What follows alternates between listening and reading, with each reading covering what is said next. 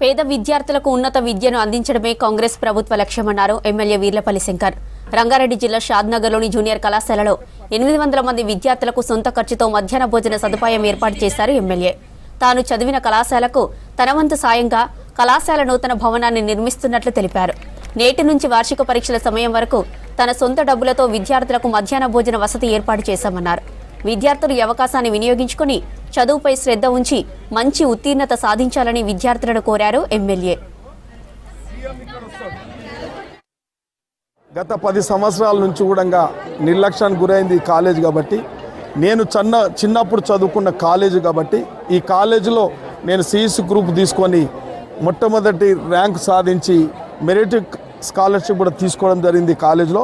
అప్పుడు ఆ కాలేజ్ చూస్తే చాలా బాగుండే, ఈరోజు శిథిలావస్థకు గురైంది కాబట్టి పేద విద్యార్థులకు చాలా ఇబ్బంది ఉంది కాబట్టి ఈ కాలేజీను పూర్తి స్థాయిలో అన్ని అంగులతోని అన్ని వసతులతో కూడుకున్న కాలేజ్ నిర్మాణం చేపట్టాలనే ఒక ఆలోచనతోని మా కాంగ్రెస్ నాయకులు, మా అభిమానులు, నా సన్నిహిత సహచరులు అందరూ కూడా, నా అభిమానులందరూ కూడా ఈ కాలేజ్ ఏర్పాటు చేయాలని చెప్పి దాదాపు 10 నుంచి 15 కోట్ల వరకు కూడా అయినా కూడా దీని నిర్మాణం చేపట్టి పూర్తి స్థాయిలో విద్యార్థులకు ఉపయోగపడాలని ఒక సంకల్పంతో చేసుకుంటే ఆ దిశగా యుద్ధ ప్రాతిపదికన కూడా నిర్మాణం జరుగుతుంది.